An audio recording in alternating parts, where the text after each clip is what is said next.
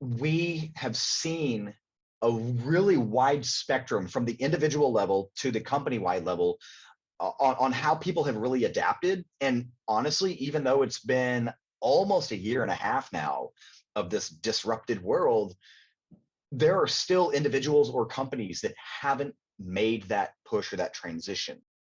Welcome back to the WazaMedia Podcast. My name is JR. Welcome back to the show. WazaMedia is a digital marketing agency that believes in the power of storytelling, and we show businesses and individuals how to communicate with laser focus in a media-saturated world. I want to do a small plug to Novo. That is the bank that we're using for checking. And if you are looking for a free business checking account, I highly recommend Novo. There's a desktop version, there's an app version. It's really easy to use. There's a way in how you can send invoices to clients. So I highly recommend it. We've been using it for a couple months now. If you're looking to get a free business checking account, go to waza.media/Novo. That's waza.media/Novo. That's Novo. I'm really excited today to bring on our guest. We have Robert Kienzle, a senior consultant for Knowmium, and he's going to be talking on some interesting things that I'm very interested in, but I'm sure all of you will be interested in too, because it's what we've been going through in the last year during the pandemic. And let's just bring Robert into the show. Hey, Robert. Hello, JR. Thank you for having me. Awesome. It's been a while since I've seen you in person. I believe it was 2014 was the last time I saw you in South Korea. That makes sense. But thanks to 7 years, yes. Yeah, 7, 8 years. That's a long time. But thanks to the power of the internet and these platforms, we're able to do stuff like this, which is awesome. Excellent. Yeah, it's great to see you virtually, and I'm looking forward to the day where travel resumes and we can shake hands physically again. Oh man, with travel, a small note. I was in Oklahoma last week, and it's different from what I was used to traveling. I think the last time I got into a plane prior to that was I think 2 years ago, and it's different.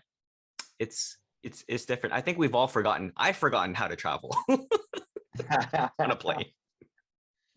It's going to be very strange to be that close to so many people again. So as an extrovert and a former nurse, I was excited to be around people, but at the same time I was kind of nervous because of the nursing background that I have of myself, the health implications that I'm thinking about being close to people, doing all this stuff. So it was an exciting yet fearful time for me being on that plane. Well, I don't think the world of virtual communication is going anywhere, even if the world returns to normal. Everyone says virtual is the new way.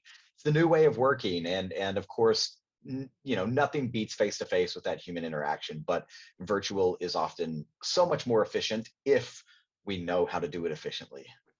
I totally agree, and that's one of the reasons why we have you on the show today. For our audience, we're going to be talking with Robert about virtual communication tips that will be great for small group meetings and presentations. So no matter what size of your organization, if you're a small team, 2 to 3 individuals, 50 or even more, say 200 plus, I think the things that Robert's going to be talking about and our discussion today is going to help you with I believe the things that we're doing currently right now and the things that you'll be talking about, Robert, I think we've been able to do them before, but now it's becoming more accepted due to the things we can't control, which was things of the pandemic. But before we get to do that, Robert, we at WazaMedia, we believe in the power of storytelling, and I would like you to give a little bit about your story.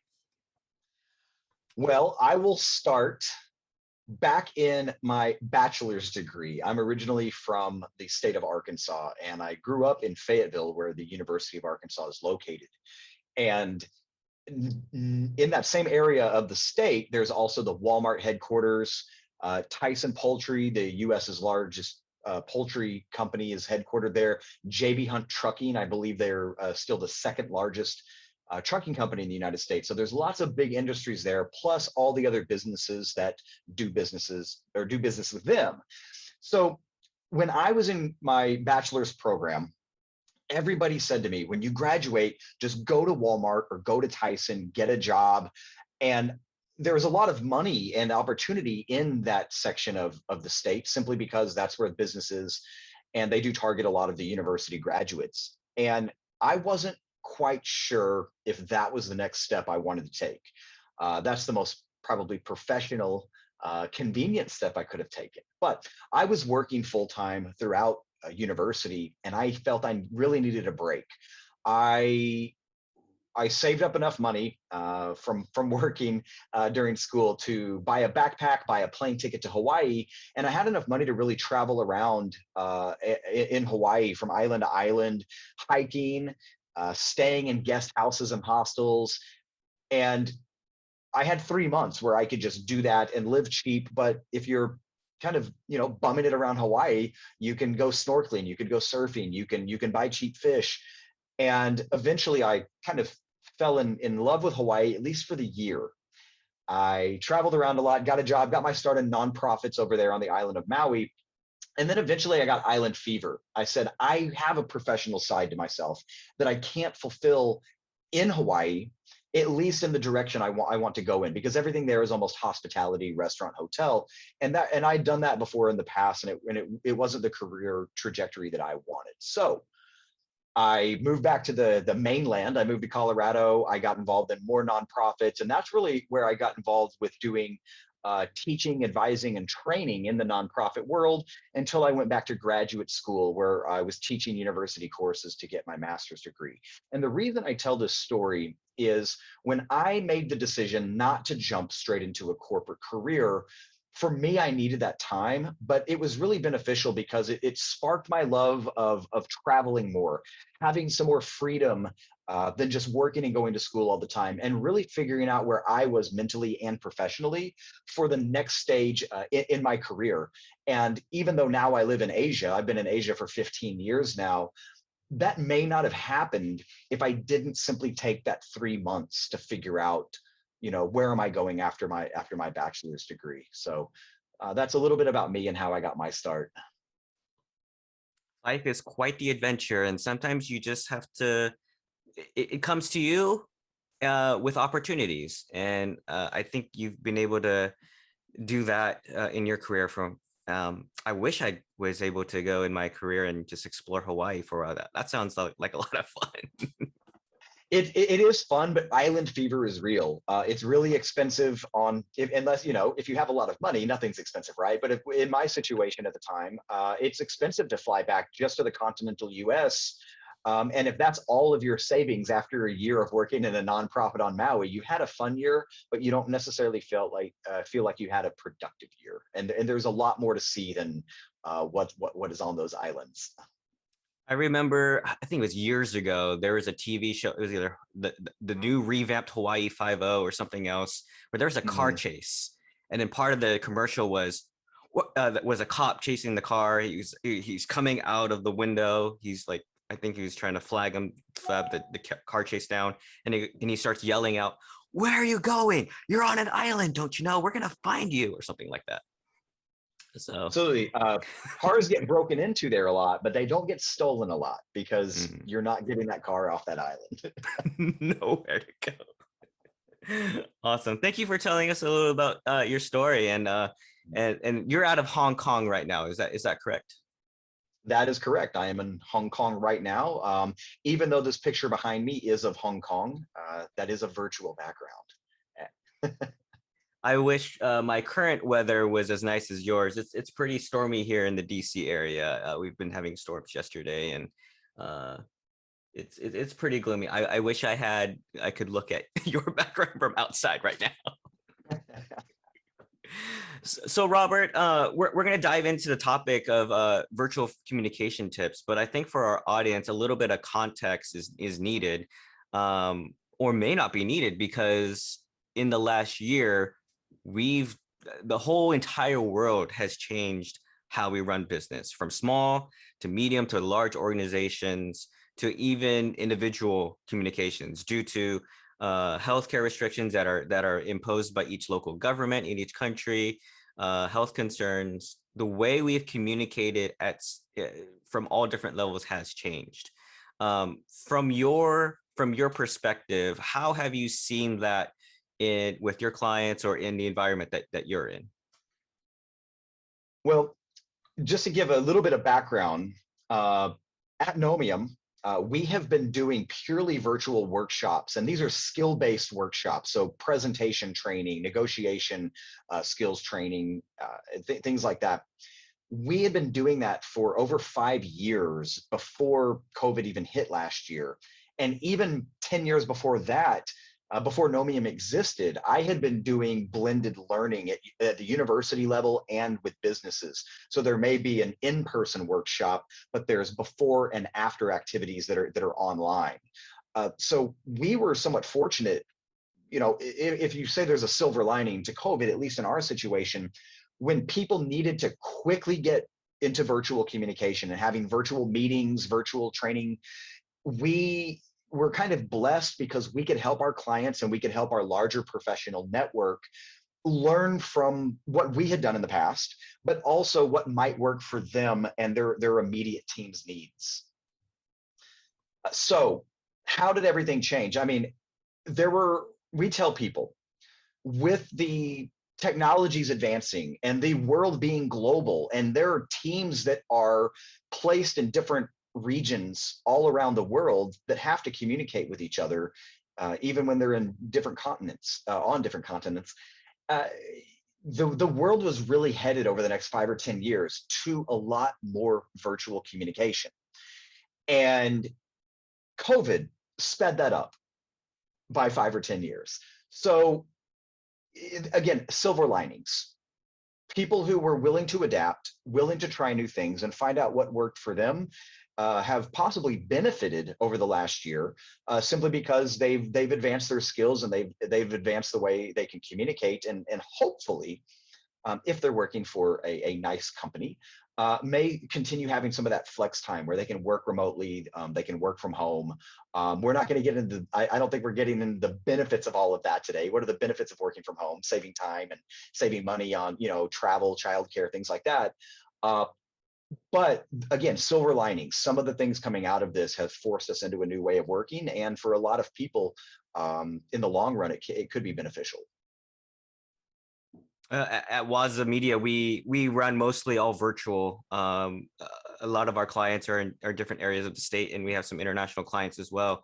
And so we were fortunate that when the pandemic hit as well, that we had that understanding of how to work in that type of environment. So the only thing we couldn't do, of course, was a lot of in-person meetings with local clients for us. But definitely it wasn't a significant impact to the type of business that we were running as a consulting agency.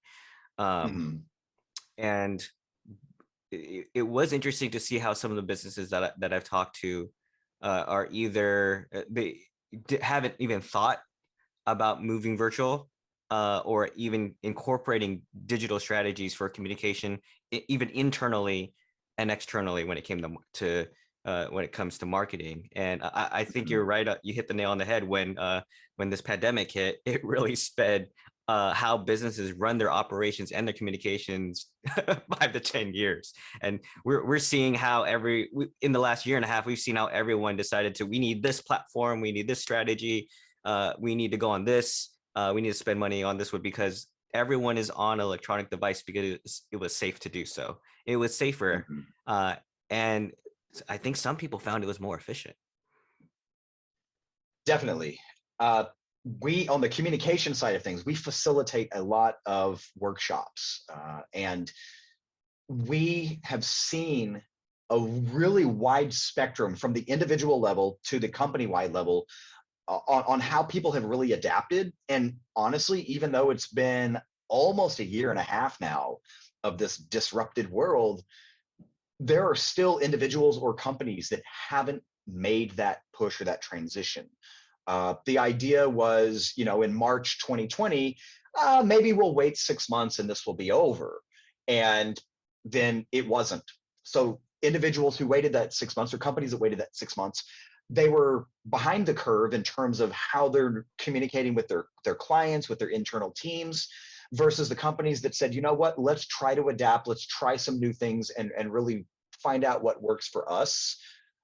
There are a lot of, there are a lot of great authors and researchers who've been doing virtual training for years, and that material's there. We can read that, we can watch videos on that, but until we get on the platform that our company uses or that we choose, and until we maybe experiment with some third-party software, uh, and ask our teammates and our clients what really makes you efficient and comfortable, that's really the big dividing line between, a year ago or even now, who is moving forward and who's hoping the old days return. Part of me does miss in-person communication. As an extrovert, I like stealing energy from people. So being in large groups is great, and that's where I get my energy from, is from large crowds. But I feel that my how I am able to do work has changed over the last year. I've adjusted to being more at home. I do like being able to control the time that I have. Apps like Doodle or Calendly, where you can set aside time. I'm sure in the first couple of months of the last year, it was Zoom fatigue. There was always a call for everything, but I felt that I was able to get better control by managing my time and making sure I put blocks in between, so I'm not staring at a screen too much, and give myself a break. Robert, I know you mentioned third-party software and a couple other things. So I think I want to run down a couple of tips that you may have for our audience in order to help better facilitate virtual communication in a current pandemic world. Because as to our audience, we are still in a global pandemic.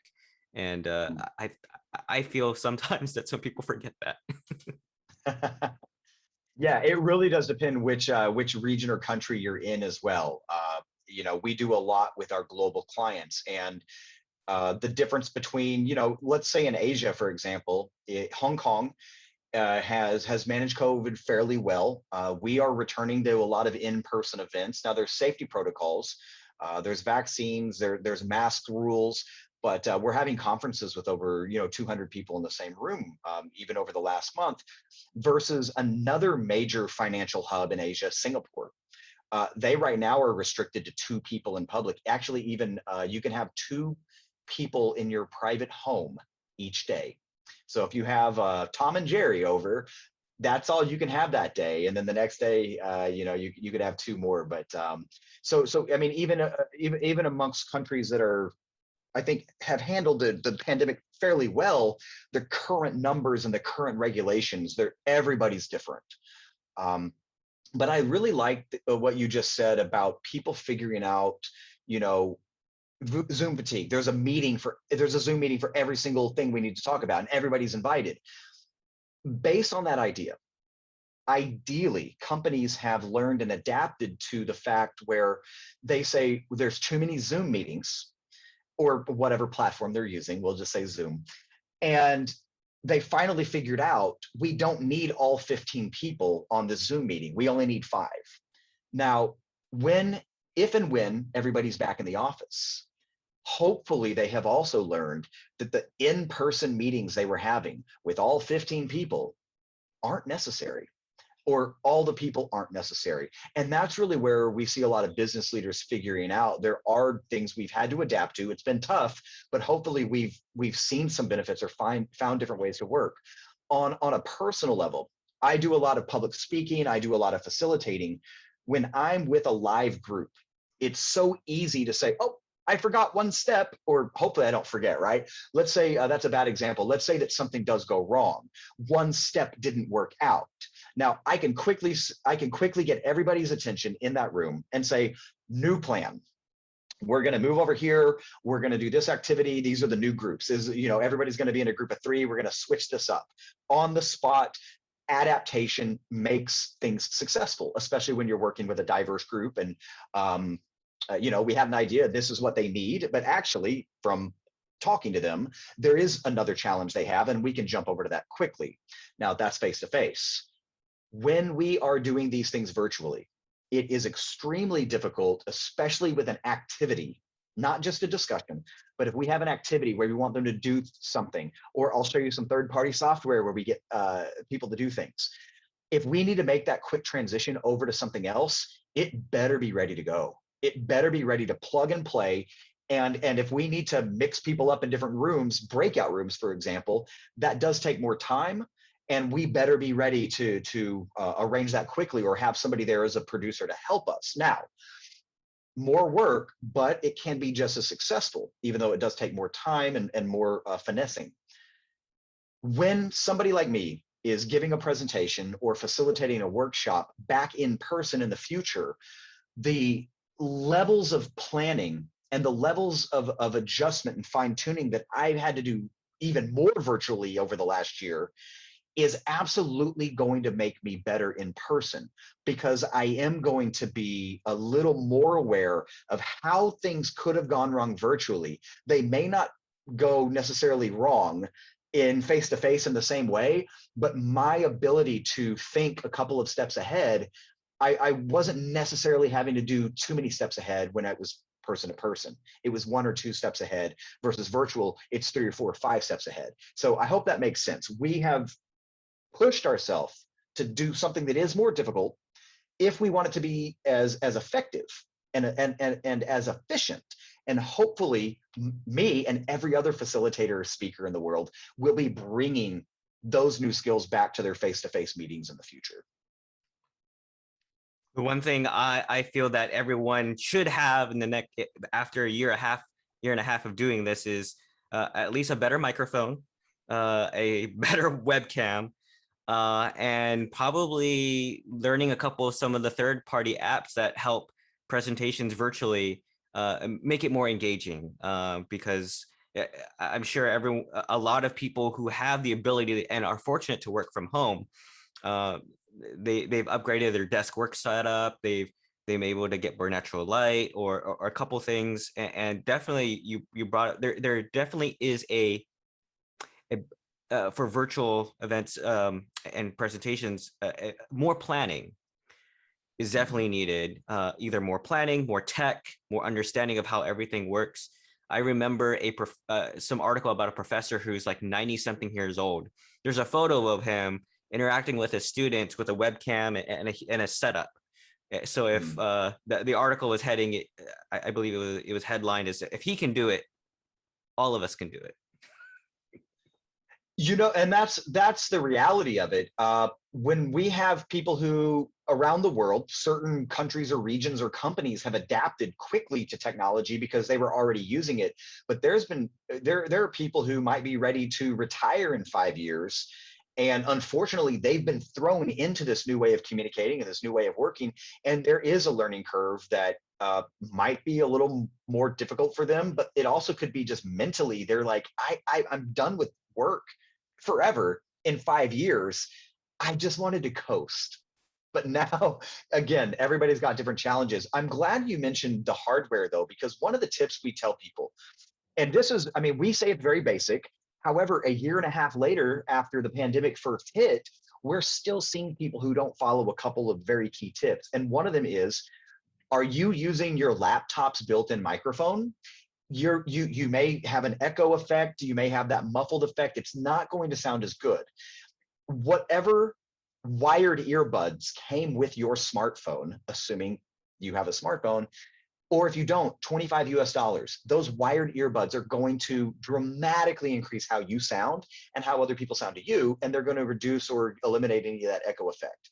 Webcams, your 480p webcam on your laptop, if you don't need to persuade or convince anybody of something and you're just a random participant, maybe it's not that important. But if you are the focus, or you need to have some presence and some persuasion, having a 720 or a 1080p webcam that's about eye level absolutely makes a huge difference. I want to look at people eye to eye, even if it's virtual. I don't necessarily want to look up their nose. And that's a good thing about webcams being a lower resolution, is because if we are looking up your nose, it's not that clear.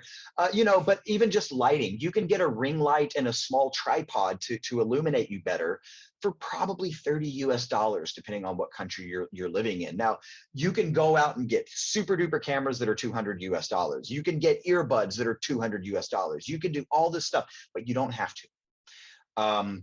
People who might want a green screen, they say, oh, these green screens are $100. And well, if you go to a fabric mart and you buy green fabric, or you go to a stationery store and you get the big rolls, that the schools use of just green paper, you put that behind you and you've spent maybe $15 and it works. So as long as we're willing to experiment and invest a little bit of money, we can absolutely increase our presence and the really the amount that people are looking at us and listening to us.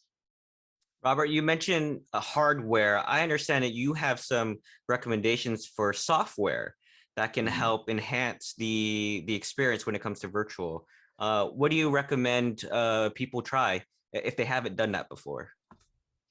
So the first thing is, and again, we're speaking, a lot of times we might be, train the trainer. We might be helping other facilitators who need to run a lot of really engaging activities. But on even just a basic manager or employee level, simply having clear communication is very helpful. Just internal meetings every week. It's going to be easier to look at, easier to listen to. Now, the first thing is, whatever platform you're using, whether with Zoom or Microsoft Teams, whatever, play around with it, experiment with it, watch some videos, but really get in there, press the buttons yourself on a practice session and find out what's there, because Zoom has a whiteboard and you can get you can upload a graph, a PowerPoint slide or some graph, and you can have all of your team members writing and adding things onto that graph. That's interactive. You can use the breakout rooms to create small group discussions, and then they come back and report. If you have more than 5 people in a Zoom room, it's going to be more difficult to make sure everybody has a chance to speak and be heard. But those breakout rooms allow groups of 3 people to really, really get their ideas out. Virtual backgrounds are great because we can not only present something that might be more, attractive or beautiful than a wall that's behind us, but there's also, we have the ability to upload any image. So if I have a graph, I have a chart, and I don't want to use the traditional screen share that makes me a small thumbnail, I can just display that content behind me. And that's all within a majority of the major video communication platforms that we have. And if you go into your admin settings into Zoom, for example, it can be overwhelming because you can really set up your account and your meetings. It's almost overwhelming how many options there are. But if you look for some of the key ones, and that's actually, we have a video about that. It's like, here, let's go through all of these and take a look at what they do, and here's some of our recommendations. Now, that's the first thing. Get used to the platform that you're using. And for general just business meetings, that's probably all you need. When we talk about third-party software, we're opening a huge, beautiful bag of possibilities. Again, not to be overwhelmed, but it's worth trying things out. Download something and use their free trial for 10 or 30 days. We have video tutorials that will show us using these different third-party softwares, and that's all just free content that we create for the greater good of the world. But it really says to people, if you don't want to go out and download stuff until you're ready to really try it out, take a look at some of these short videos and see if it's right for you. So one of the things that I love using as a facilitator is it's one of my favorite apps. It's a virtual camera. It's called MMHMM. Difficult to say, but very useful. That's what I'm on right now. So I'm on I can upload any picture I want. This is a photo that I took of my when I was hiking in Hong Kong. So maybe that's maybe that's a conversation starter before a workshop starts. But if I want to present content, I can present that content anytime.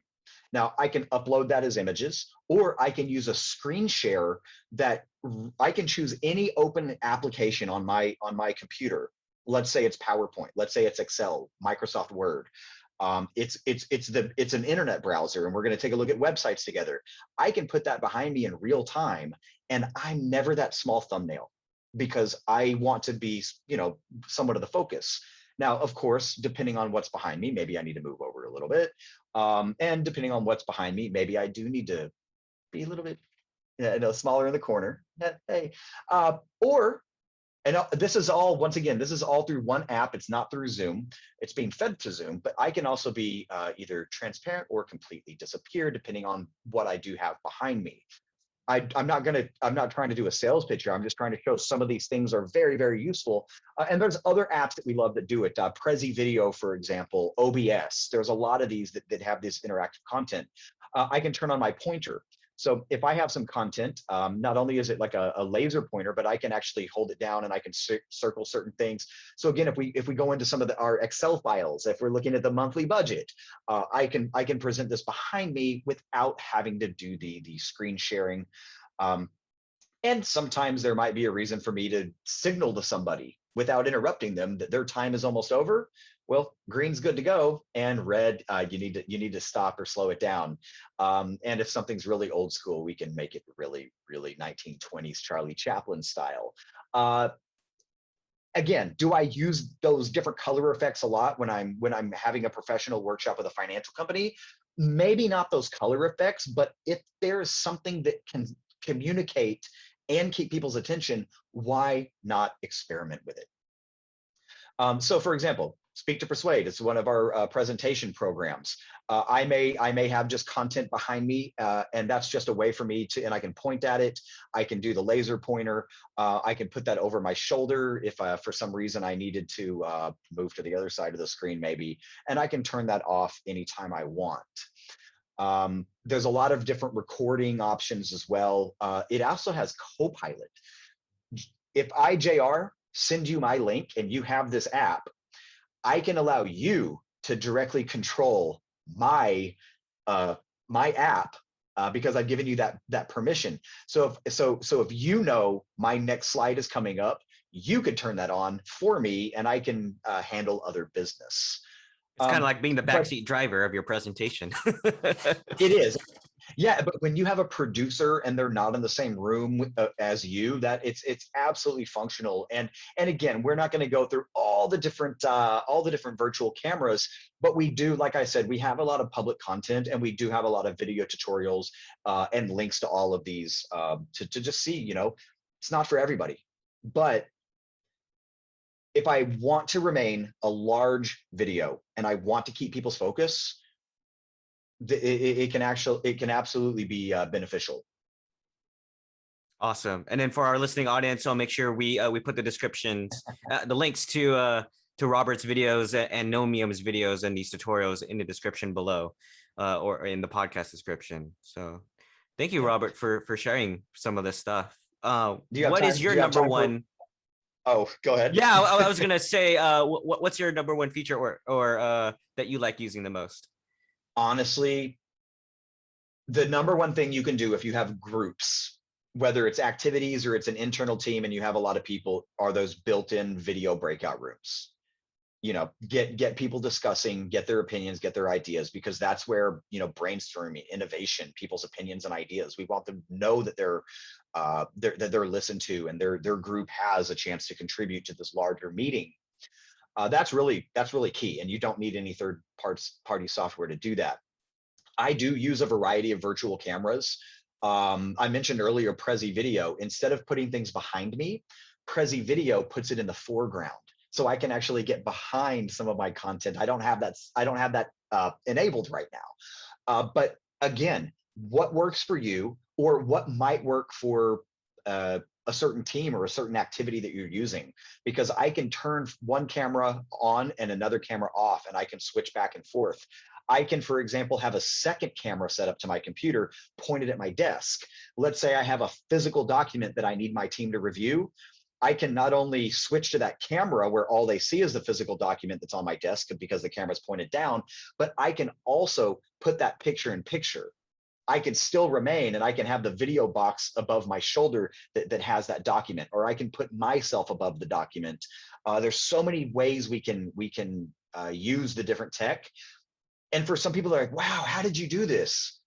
I experimented with it for 10 minutes. Honestly, I mean, not everything's that simple, but a lot of it really is. I do have one more though. I'm going to show you something. It's called Miro, M-I-R-O. Now there's their competitor Mural. They're very, very similar. It's also similar to Google Jamboard, where it's a super powered whiteboard. Now the Zoom whiteboard or the Microsoft Team whiteboard, if you just need people to quickly type or add some images, those are great. But for example, I'm going to show you one here. If this is something that I've pre-built, if you want people to really, really interact, whether it's before your session, before your meeting, during your session, or even long-term, your team members are working on a project as they go. I'll make myself a little bit, I'll use our fun little transparent feature there. I'll become a ghost. This is where I break eye contact because I'm looking down at my other monitor. This is the app now, or sorry, I'm using what you see, but this is the Miro app that is now behind me. I have in here, I have a YouTube video that I have created to show people how to use this. And I basically give them a very, and you can pop it out and go to, you can pop it out and watch it on YouTube if you want, but anybody can zoom in here and they can really watch what I'm doing and follow along, and they can see the instructions. But if we can get people to do a couple of things before our program starts, they can absolutely do these things in our workshop. So for example, I have these sticky notes here.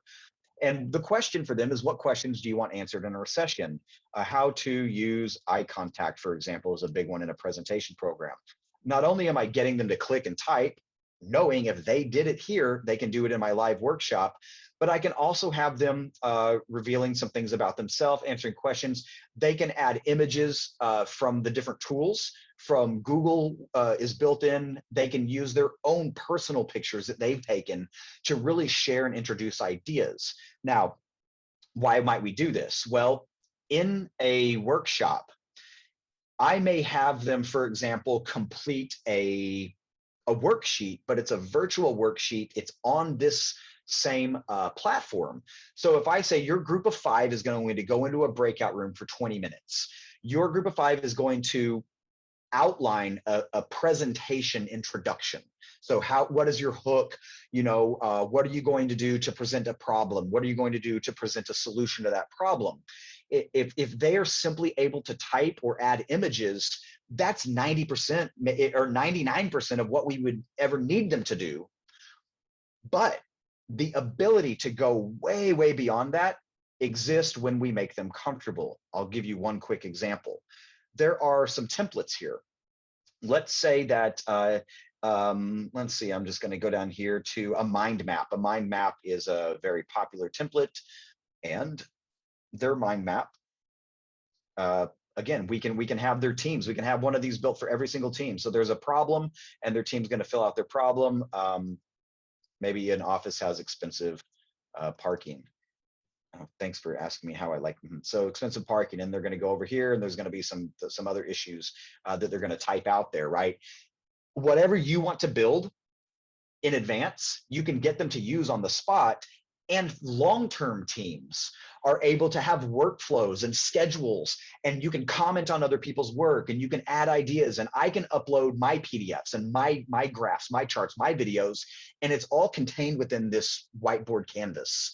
And so that becomes a really, really great benefit, because in a virtual world, multitasking and distraction is really one of our biggest enemies, aside from bad Wi-Fi or whatever, bad connections.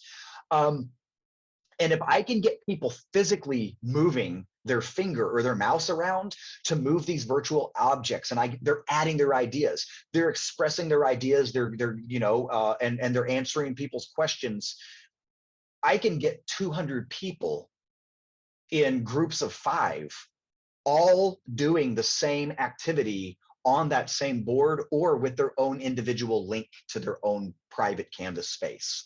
And just saying, It's not a webinar. I know I keep going on and on. This is what I try not to do when I'm facilitating.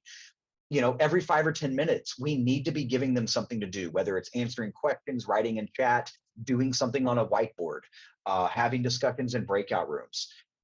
These are tools that can be very fun, but you're keeping people active and engaged and off of their email and off of their social media. I like it. You've given me some things that I need to play around with. I will send you your own private Miro link. You can always get the free trial and get the free version. But since I have the paid version, I can send you a link that doesn't go to anybody else, and it will give you all the open features. Since I'm the owner and I've shared it with you, and you can follow some of my templates, or just really experiment around and see if it's something that you would like to use. I would like to experiment, because anything that could help with the thing that I like doing is when it comes to creative sessions. I think you've just opened the doors to improving future communication with my production teams. So thank you, Robert. As we're wrapping up, I do want to pick your brain about the future of work. Mm-hmm. There's a discussion, I'm sure worldwide, about as the world is opening up, as vaccination, people are getting vaccinations and the rates of infection are going down related to this virus. There is a talk about hybrid versus full remote. Mm-hmm. And one person that I'll bring up is I remember Gary Vaynerchuk in one of his podcasts. He talks about for in the office, he would rather have Zooms or rooms. And he says that if the whole team is remote, let's just go on Zoom. But if the whole team is in the office, let's go meet in the room.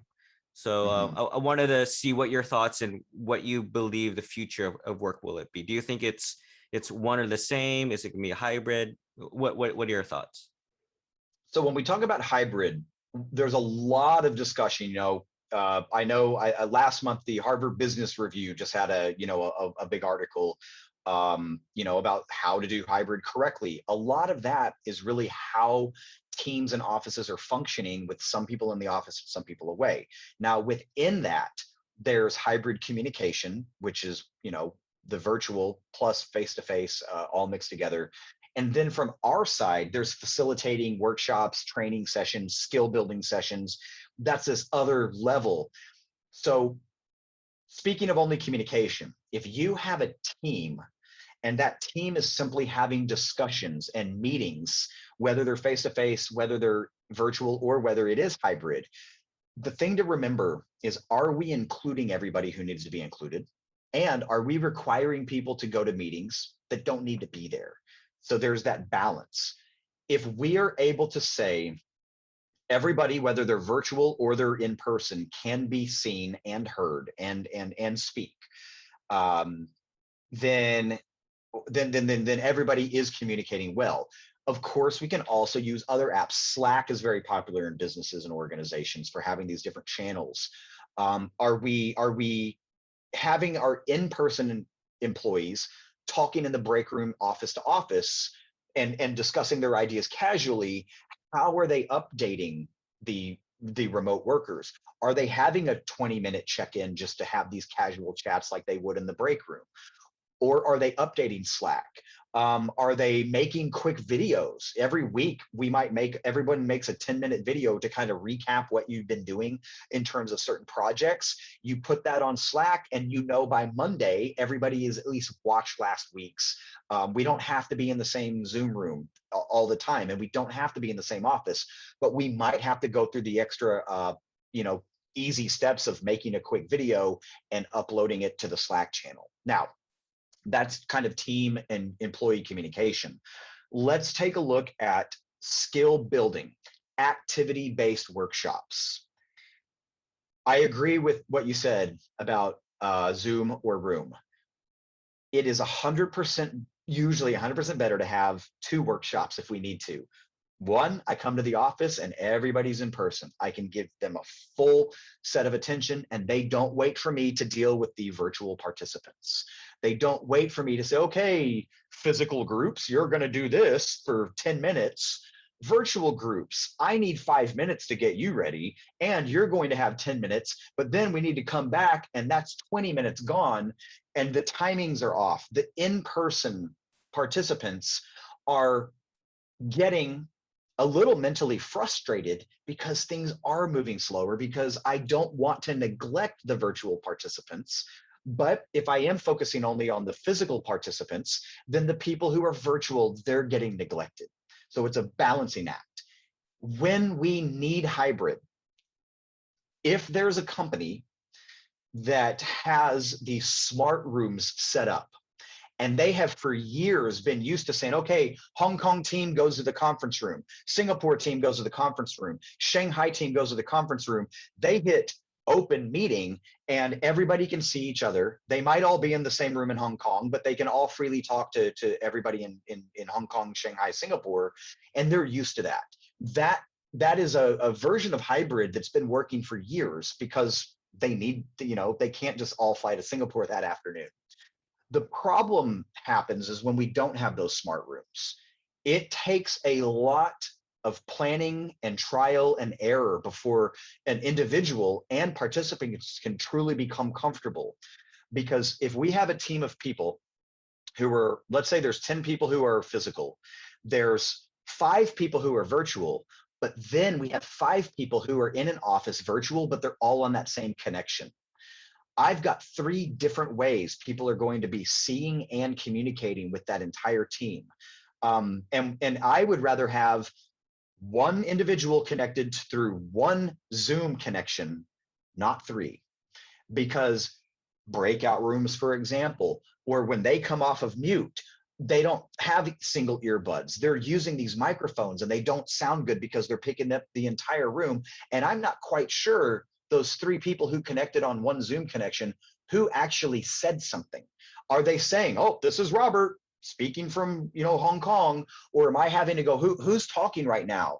I mean, and I could go on and on how frustrating this is. So my number one tip for hybrid communication or hybrid training, set it up correctly, get comfortable with it. But if you can, run 2 sessions. One for virtual, one for in-person, because we can really adjust the timing and the way we're doing different activities and different discussions to really tailor and cater to each type of participant, virtual or face-to-face.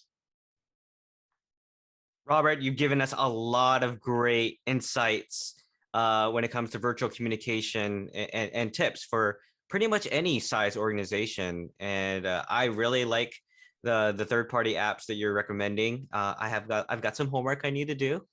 And with the future of work, I'm interested to see how the global workforce is going to adapt. And really, it's just going to be time will tell.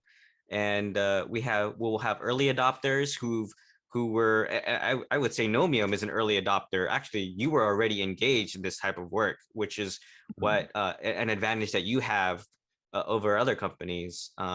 You were pre-positioned and strategically aligned with what was going on in the last year in preparation. So it's now time for the whole world to catch up.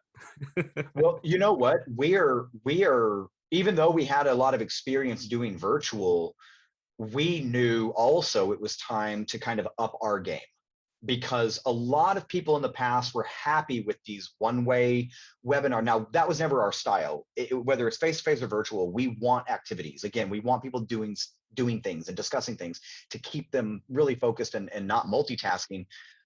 But the technologies, the third-party software, the hardware we have, because we were thrown into virtual even more, we had to do the same. We had to up our game, as well, helping other people get to a certain comfortable level, an efficient level, but also we had to say, what can we do to make ourselves better?